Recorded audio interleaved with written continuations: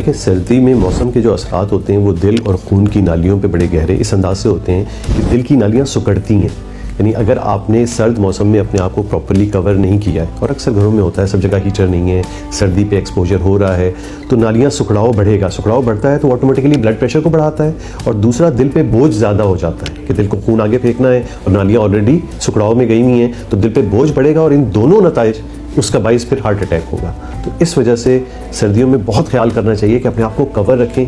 दिल के मरीज़ ख़ास तौर पे, ब्लड प्रेशर के मरीज़ गैर ज़रूरी तौर पे कोल्ड इन्वायरमेंट में बग़ैर तैयारी के ना निकलें।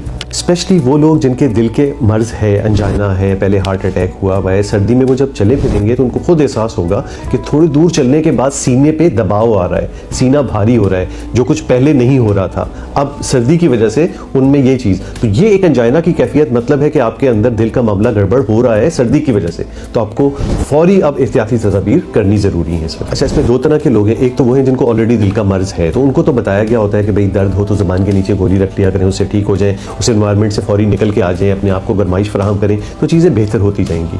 ऐसा आदमी जिसको ज़िंदगी में पहली मरतबा इस किस्म की अलामत हो रही है, यानी चलने पे सीना भारी हो रहा है या बैठे बैठे सीने पे शदीद दबाव और जो बढ़ता जा रहा है, तो उसको तो फौरी अस्पताल जाना है, क्योंकि उसको तो अपना कुछ एग्जैक्ट पता नहीं है, नई चीज़ आ रही है जो प्रॉब्ली अटैक की सूरत होती है, तो सूरत में फौरी अस्पताल जाके ECG करानी ज़रूरी है। आम हालात में औरतों को अल्लाह ने एक समझ लें हिफाजत दी हुई होती है चाइल्ड बियरिंग एज में, लेकिन अब अनफॉर्चुनेटली पाकिस्तान में ख़ास तौर पे और दुनिया में उमूमी तौर पे कि मिडिल एज और इवन यंग ख़वातीन में भी, और उसकी बुनियादी वजह यही है कि आपका लाइफ स्टाइल बहुत ज़्यादा चेंज होता जा रहा है। ख़वातीन में भी वही फैक्टर आ रहे हैं कि ग़िज़ा प्रॉपर नहीं है, वर्जिश नहीं है। बहुत कम ख़वातीन ऐसी हैं जो प्रॉपर वर्कआउट या वर्जिश करती हैं, जिसके नतीजे में वज़न बढ़ता है। ये चीज़ें sugar, blood pressure, cholesterol early ages में ला रही हैं, और यही फिर सारी चीज़ें मिलकर वजह बन रही हैं हार्ट अटैक का। तो बहुत ज़रूरी है ख़वातीन को इस बात से आगाह करना कि आपकी सेहत माशरे की सेहत के लिए बहुत ज़रूरी है। कोरोना हो या वैक्सीनेशन हो, ज़्यादातर लोग तो वैक्सीन को जिम्मेदार ठहरा रहे हैं, तो ऐसा कुछ नहीं है। जाहिर सी बात है, एक मर्ज़ की एक अपनी ट्रेजेक्ट्री बढ़ रही है, वो हम सब में देख रहे हैं और पूरी दुनिया में देख रहे हैं, और ये चीज़ ऐसे लोगों में भी देख रहे हैं जिन्होंने वैक्सीन नहीं भी कराया।